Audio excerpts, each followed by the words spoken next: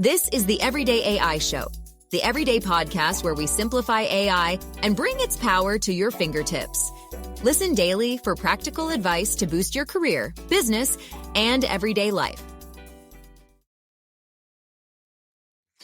One industry that I think is ripe for disruption via artificial intelligence is healthcare, especially here in the US, right? Sometimes I'm still scratching my head, like, why does it seem like healthcare and medical fields in the US at least are 10 years behind, right? I understand there's so many privacy concerns, but I think the role of generative AI in modern healthcare is quickly changing. So today we're going to be talking about both some of the challenges and opportunities and see, well, hey, as we roll into 2025, is the landscape going to be shifting, or are we still going to be stuck in this kind of AI healthcare sitting on the fence sort of thing that we've been in the last year or two? All right, I'm excited for today's conversation. Hope you are too. Welcome to Everyday AI.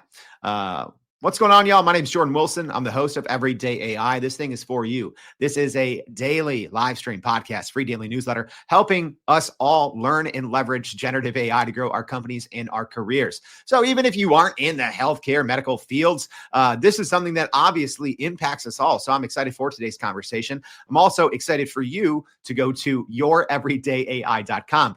We will be recapping the highlights and even giving deeper insights from today's interview in our free daily newsletter. So make sure you go check that out on our website, and also go check out more than 430 back episodes. You can go listen to them all, watch them all, read about them all on our website, sorted by category. It is probably the best source of unbiased information on generative AI on the entire internet. So make sure you go check that out. All right, before we get into today's conversation, let's first start off with the AI news, and there's a ton. So Google search is apparently going to change and start rolling out a dedicated AI mode. So reports indicate that the new AI mode in Google search will closely resemble Google's Gemini AI chatbot, which has been operating separately from the search engine. So the introduction of this mode is expected to expand Gemini's audience, as billions of users via Google search will now have access to an AI-enhanced search functionality. So early tests of the AI mode inside Google search have been spotted in the Google app and on Android devices, suggesting that a rollout across the wider landscape may be imminent. A new shortcut button for AI mode has been identified in a recent APK teardown, allowing users to quickly switch to this feature and refine their searches with follow-up questions. Interesting here. So it looks like Google may be following in the path of ChatGPT search and Perplexity. So we'll see how that one rolls out. Speaking of Google, Google's been crushing it the past 2 weeks. So Google also unveiled Gemini 2.0 Flash Thinking. All right, so we saw Google Gemini 2.0 Flash, but now we have Flash Thinking. Essentially, their answer or their version of OpenAI's o1 model that does this more chain of thought or reasoning under the hood. So a different kind of, quote unquote AI chatbot. So Google Gemini's 2.0 Flash Thinking boasts advanced reasoning abilities, enabling it to solve complex problems rapidly while revealing its internal planning steps. That's the big thing. So we have a little bit more transparency under the hood. Pretty interesting. Responded to Andre Karpathy on Twitter and about his thoughts on it. So I'll share that in the newsletter if you want to see. So the model supports multimodal inputs and outputs, allowing users to interact with images, videos, and audio, which could enhance user engagement and creativity in various applications. So Gemini 2.0 is being positioned as a competitor to OpenAI's o1 model, which has received positive feedback for its powerful reasoning capabilities. So it is available right now for free in Google's AI Studio. Just know if you're using Google's AI Studio, you can't really opt out of training. So just keep that in mind before you throw sensitive documents at this new 2.0 Flash. All right. Last piece of AI news for today. It is the 12th day of OpenAI's 12 days of shipmas. All right. So according to reports, OpenAI is poised to potentially reveal a new AI model called O3.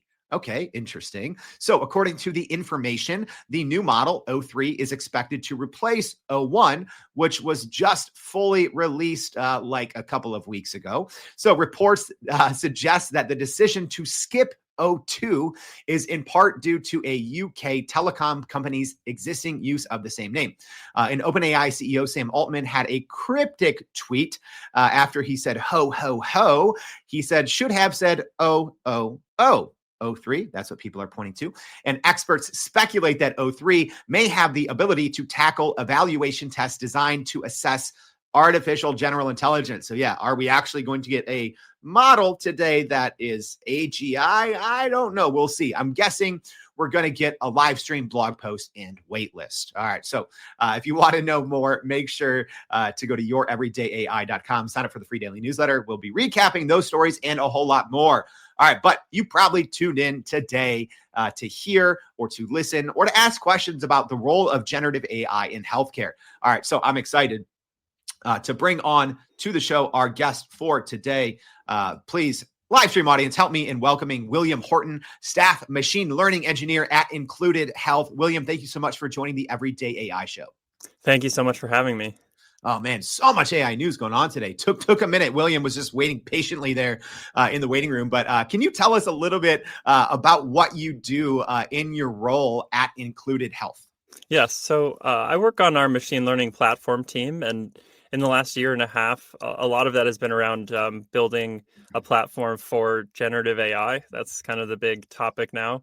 What I've been working on with my team is building tools that let people do different things with large language models, and that's access the latest and greatest, evaluate the outputs, learn more about how they can prompt effectively, as well as serving models internally. So we're kind of building a whole set of tools to let people really use these things effectively. Yeah, and before we get too deep into today's topic, could you even just tell us all, in case those that aren't aware, what is Included Health? What do you all do? Yeah, that's a good question. So Included Health, kind of our motto is all included care, and so what we offer is a combination of health benefits navigation as well as telemedicine to work with a patient through their entire journey. So our members, we call them members, they can come to us with questions about, what do I pick during open enrollment? That's a very popular one. Or, what would I pay to go see a primary care physician? But we can take that all the way to saying, okay, if you need actual health care, we have doctors on staff. We can do virtual urgent care, behavioral health, primary care for you through telemedicine. So we're kind of selling this all-in-one journey for the patient through Included Health. All right. So I know this is going to be the most open-ended and vague question I could possibly ask William, but can you give us an overview of where we're at right now, at least here in the US, with AI and healthcare and the medical field? Because we've had some great guests on the show before, but it seems like, at least to me, that this because of privacy concerns, HIPAA, right, so many things. It seems like to me that the field's not going as quickly as other sectors, probably for reasons that make a ton of sense. But can you just give us like a super zoomed out view of like, where the heck are we at? Yeah, I'll give you my zoomed out view of healthcare. I think that, there's obviously, like you said, security and privacy concerns when it comes to this. And also, considering the risk that goes into making these decisions. I think, GenAI has made a lot of progress in certain areas. I think mostly in kind of back office or administrative tasks. So you see a ton of companies now in the medical scribing business as a very popular thing, or otherwise trying to streamline operations. I think that's a very rich area that's already seen a lot of progress. But at the same time, people are starting to push the frontier of bringing it into actual patient care and patient questions. So I think the first kind of stage of that, if you look at it broadly, is companies that let people ask questions or try to answer medical things, kind of like WebMD, but smarter. I'm sure there's a lot going on in that space. And then I think the next level, which you don't see yet, but the research is getting there, is how do we use medicine as a how do we use the models as a diagnostic tool in medicine? So there's papers already that are saying, how can we get them to help doctors figure out complicated cases? And I don't think you see that widespread right now due to the risks involved, but that's kind of the next step. I would see it looking at the kind of global landscape. Yeah, and maybe, I just assume everyone understands the privacy concerns, but William, from someone on your side, can you explain what those are, right? Like, is it because a lot of people say, well, hey, what's the difference, right? What's the difference if our healthcare organization uses Google's cloud? Like, what's the difference if we're actually then using or tapping into one of these large language models on the back end? So can you just give us a little bit of the look on the privacy side and why it's important with medical records and health information?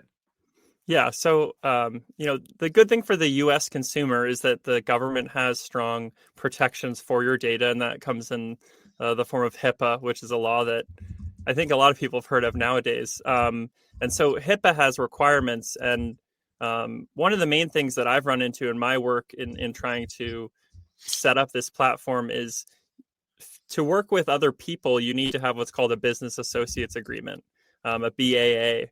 And that is the other party agreeing that they're going to treat your data according to all of these regulations. And starting out with our platform, that was one of the challenges because there weren't many, if any, providers that would actually sign a BAA to use these large language models through their API.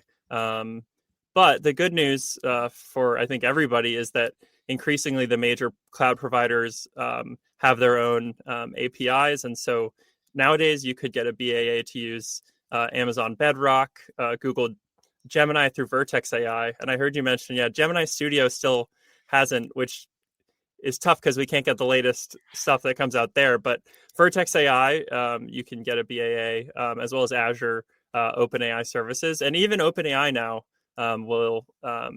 has a process to get a BAA. So I think that's the good news for, both people building companies and for consumers, is that, the providers of these models are seeing that it's important to set up the security and privacy infrastructure to be able to make these guarantees so that companies in regulated industries like ours can actually work with them. And for our live stream audience, now's a great time. If you do have a question for William, please get it in.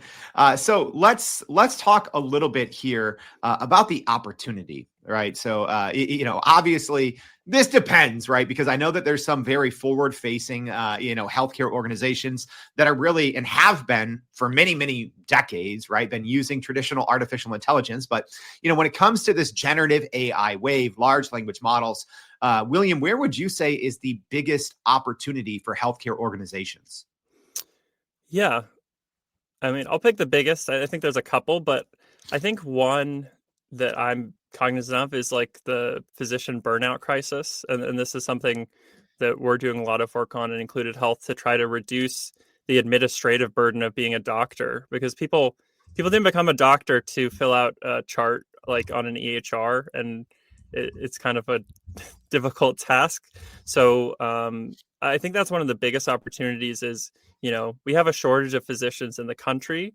And if we could free up more of their time to be able to actually work with patients, which is what they got into this to do, I think that's probably the biggest opportunity with the tech that we have now, is to say, like, the doctor can be face-to-face working with you instead of behind a screen.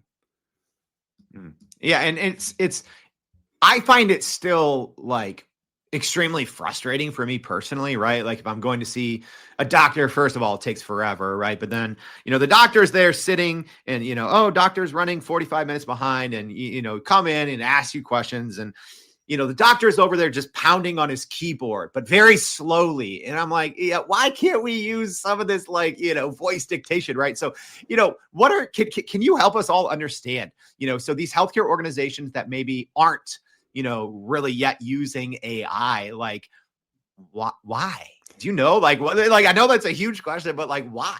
Yeah, I think one thing I can say from the work me and my team has been doing is integration is very challenging in healthcare. So, like, I could build a demo using the OpenAI API and the tools that I have, but then we have several different software systems to then integrate with, right? So for us, like, we use Salesforce Health Cloud, and then we also have our own internal like software services, and maybe we have like Athena, and so how to get that all to work together. I mean, that's not necessarily even an AI problem. That's just an engineering problem. But I think that's part of the challenge is modern healthcare. You have so many different software services that you use, and the doctors run into this just as much as like software engineers. So I think that's part of the challenge is how do we get all these systems to talk to each other? You can't do anything useful with the data if you don't have all the data together and available. What are some of the challenges of that exact same thing, right? Like being able to grab data from different systems that are maybe right, and I could be wrong here, but I feel what a lot of healthcare organizations are using somewhat antiquated systems. What are some of the challenges of being able to grab all that data, having the data be able to talk with each other and then using it actually, for a large language model? Yeah, I think part of it is output formats. So the industry has a standard called FHIR, but and it's starting to be more adopted, but it's still not like super. You're not going to get everything in FHIR format from all of your services. And yeah, I think then it's just like, I guess one other challenge is how they represent a patient or a person, right? So how do you connect the different identifiers used in different systems? That's a challenge we run into at Included Health as well. Is like, if I know that you are Jordan Wilson in my, say, EHR, and I know you're Jordan Wilson in my proprietary app, how do I connect those Jordan Wilsons to make sure that I have all of that together? No, yeah, so many challenges, right? And I guess another, upcoming potential challenge, right? You read these stories all the time about, potential shortages, right? Someone in our live stream here was saying this, Kofi, saying, shortage of physicians, aging population that's living longer, right? Nursing shortages. We've been reading about these since COVID. What are how realistic are these shortages? And if they are true, right? Like all these studies, that are saying, pay by this year, we're going to be this many nurses short, this many doctors short. How real are those? And are they a huge concern for the healthcare system here in the US? Yeah, the physician shortage problem is real, and we definitely should be concerned about it. I think both on an overall level, and then one thing we see at Included Health is also what you would call like health deserts. So even within the U.S., there's geographic locations that don't have as good access to high quality physicians, and so I think there's a number of ways you can address that. We partly try to do that through telemedicine, so that helps because you don't have to drive 2 hours to see the nearest doctor.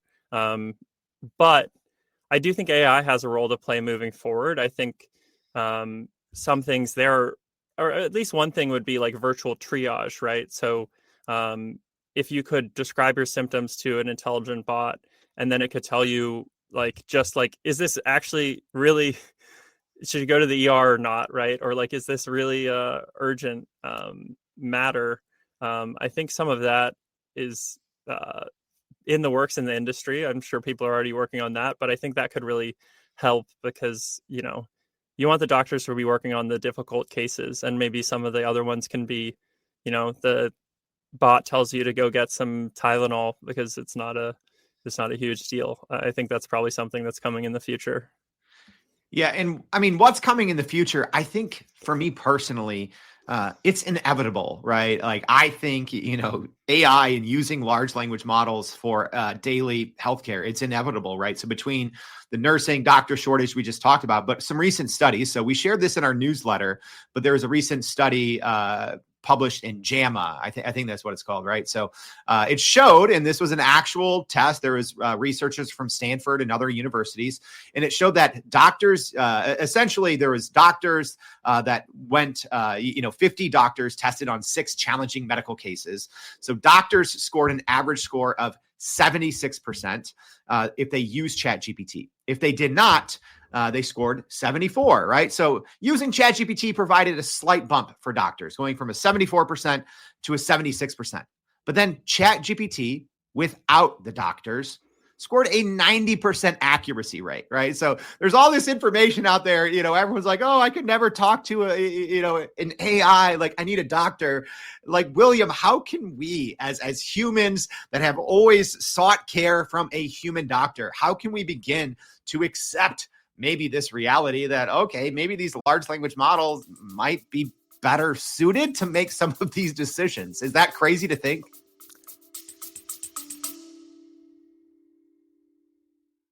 Are you still running in circles trying to figure out how to actually grow your business with AI? Maybe your company has been tinkering with large language models for a year or more, but can't really get traction to find ROI on GenAI. Hey, this is Jordan Wilson, host of this very podcast. Companies like Adobe, Microsoft, and NVIDIA have partnered with us because they trust our expertise in educating the masses around generative AI to get ahead. And some of the most innovative companies in the country hire us to help with their AI strategy and to train hundreds of their employees on how to use GenAI. So whether you're looking for ChatGPT training for thousands or just need help building your front-end AI strategy, you can partner with us too, just like some of the biggest companies in the world do. Go to youreverydayai.com/partner to get in contact with our team, or you can just click on the partner section of our website. We'll help you stop running in those AI circles and help get your team ahead and build a straight path to ROI on GenAI. Yeah, I think it's difficult. I mean, it's something that everyone is wrestling with. I think it's something we're discussing, but to me, it's getting used to like a different way of looking at it psychologically, where, part of what a doctor provides is warmth. Part of what a doctor provides is when they tell you some bad news, they can give that to you in a way that makes you maybe feel not so bad. And I think in the immediate future, say the next couple years, it's probably going to be some kind of hybrid system, right? Like, the AI can be really good at diagnosis, maybe, but you still maybe want a human to interpret that and deliver you the results. I mean, AI has voice now, so maybe they could also tell you, and there's developments there. But I think at least in the short term, in terms of the next couple of years, like, people are not going to be necessarily comfortable with like total AI driven medicine. I think actually a good analogy is to self-driving, right? Like, it could be that self-driving cars don't crash as much. I think like there's data that shows that they're doing a pretty good job with safety, but sometimes it's still uncomfortable getting a car with no driver. And I think it's a similar thing in medicine. If you're talking about AI for diagnosis, is like, maybe in this case, like the model diagnoses 90% and the doctors only get 76%, but you don't necessarily want to get into that car right now. And I think that's like, a good point. Yeah. Yeah. It's like, oh, I'm curious by the self-driving cars or the Waymos, but yeah, do I really want to get in there yet? I don't know. Right. Part of it's like curiosity, but then part of it's like, yeah, it's probably, I would feel personally safer driving the actual car. Right. So William, earlier you mentioned, obviously some high level use cases of generative AI, right. And the opportunities, relieving administrative tasks, right. Helping address, a potential upcoming shortfall of doctors and nurses, et cetera. Right. But, as our AI systems become more and more advanced, right? And less technical, right? The ability for live video that can infer in motion, live video that can see, and we can interact with. What are maybe some of the next, aspects of healthcare that we should look at? Because, like I said, transcribing and dictation and note taking and organization, all the administrative stuff, it's like, okay, yes, but maybe where should we be looking next? Or where are you excited as someone working in this field looking at? Yeah, I think that I'd call it a couple of things. I think you mentioned kind of multimodal models, and I think that's like an area that is going to expand. So they're getting much better at doing things like reading X-rays and other things, maybe even video. Like you can imagine like a video like physical therapist, like you walk and it starts to tell you how you could change your gait or to recover from some injury. I mean, that's exciting stuff. I think the other thing which you touched on a little bit earlier is just the increasing use with your like with personal data, right? So it's like, I mean, I wear a Fitbit, I gather data on myself, and I kind of want to get some insights to that data. And right now I can see graphs, right? But it doesn't necessarily capture it. So, what if I could take my Fitbit data and like blood testing data and get the AI to interpret that and explain it to me in like layman's terms? I think that's another area you're going to start to see is people using AI. And again, like you want to be careful with this, but I think you'll start to see people using AI to get these answers from data that they're collecting on themselves because people are naturally curious. It's a hot topic, right? And there's been a lot of kind of, posts online that have gone viral in the last couple of weeks. People literally doing just that, right? Collecting all their healthcare records, dumping it into, Chat GPT or Claude or Gemini as these, computer vision models get better and more accurate. And they're essentially just trying to figure out long-standing medical problems that they haven't been able to get answers to. And in a lot of cases, it's working. What are the dangers, right, in that, right? Or, kind of like what you said, these wearable devices are collecting more and more information, right? Should we be exporting all the information from our smart devices and our results that we get online and using AI to try to figure out, things that have been nagging us from a healthcare perspective? Is that good or bad? I think the dangers of kind of do it yourself. And I will say, like, I've totally done this. I've gone to Chat GPT, put in symptoms or put in the results from a test and been like, what does this mean? But I think the dangers are like, it's not really validated to do that, right? Like it can do that. It even can do that well, but you really going in don't know like how well, because that's not really something that it gets benchmarked on. And I think that's an opportunity for healthcare companies, even like ours, where we can say, okay, we are using, say, the same models, but we've actually done the work to validate, like, okay, if we ask it health questions, is it going to give you like answers that make sense? And so I think that's where there's the opportunity to say, and also on the privacy perspective, to say like, okay, well, like we're subject to HIPAA. If you send us like all your data, it's not going to get used in some nefarious way. So those are the I guess the risks of like just using it from a consumer app is like you don't know what you're going to get. I've gotten good things. I've also gotten things that I needed to kind of take a second look at. So I would definitely caution people. It can be useful, but I think that there's going to be an increasing space for, I mean, like I said, like WebMD plus LLMs, right? Like has it been somewhat validated by clinicians and people who went through and said, okay, like, can we be more sure that this is doing the right thing versus like a vanilla ChatGPT? Mm-hmm. Great comment here from Samuel that I want to get your take on, William. So he's saying, I think patients will have justified concerns with the privacy of their conversations with their doctors if an AI is listening in, right? Yeah, that's the big, right? One of the biggest holdups, because this technology that simply just uses AI and transcribes conversations. I think I had the president of the American Medical Association on just under a year ago. And I think the stat at the time was like only 30% of their members were even using this information, right? So as someone, William, that's building, AI technology in healthcare on the technical side, how can these things be addressed, right? Some of these seemingly, simple or simpler, integrations of large language models into healthcare. How can these things be addressed? Yeah, I think the first thing is definitely like putting the power in the patient's hands and getting explicit consent for some of these things, right? So if we're going to record your conversation, we want to tell you that and make sure that you are agreeing to that. I think that's a very important part. Giving you the opportunity to opt out. And then part of it, I think, is just building trust with your users, right? So if you're a healthcare technology company, you're getting a lot of sensitive data about your users. Like if you weren't, then you wouldn't really be able to do anything useful. So part of it is just showing the user that you can be trusted. And I think the other part is showing them that what they're giving you can be used to their benefit, right?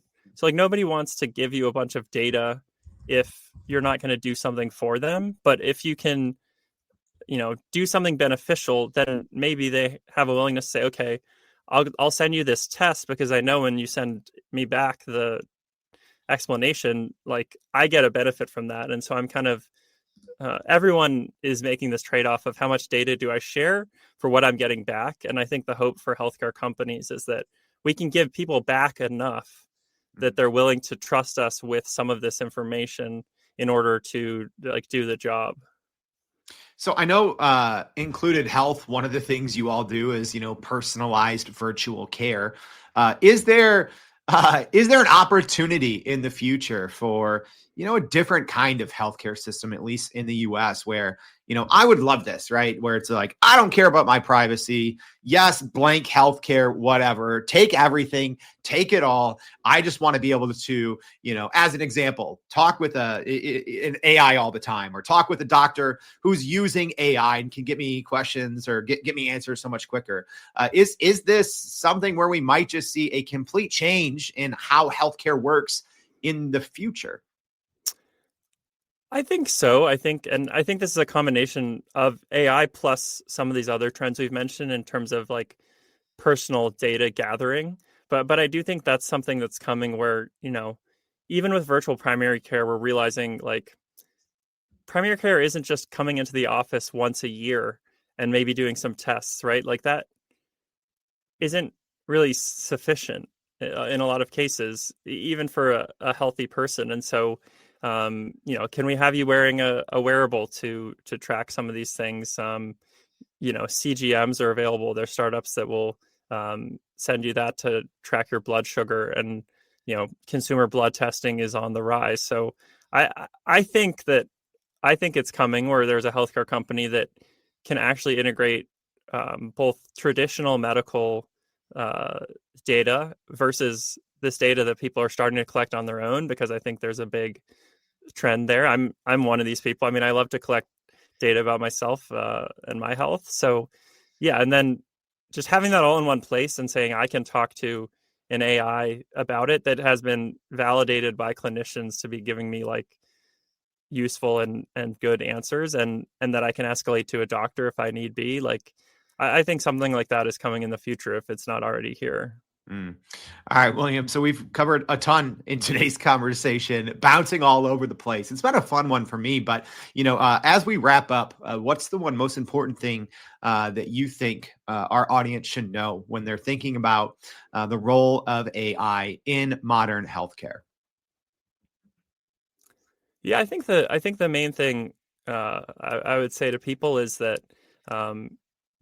it's not something to be afraid of. I mean, it's totally valid to be afraid of it. I think there's a lot of reasons to, but I think ultimately we want to use AI to give more power to the patient, and that's kind of my mission. And I think that's something that hopefully we'll see in the years to come. But yeah, it can be a very scary tool, but it can also be a tool that gives you abilities that you didn't have before. And I think that's really the optimistic side of the view of AI in healthcare. Power to the patient. We can all get on board with that, right? Yeah, no one's going to argue with that. All right, this was a great one. William, thank you so much for taking time out of your day to join us. We really appreciate it. Thank you so much for having me.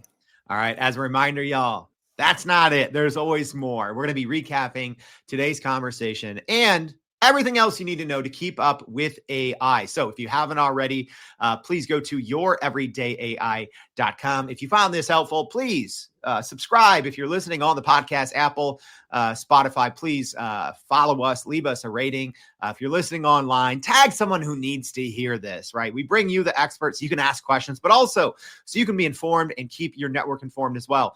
Thank you for tuning in. Again, go to youreverydayai.com. Sign up for the free daily newsletter. We'll see you back for more Everyday AI. Thanks, y'all.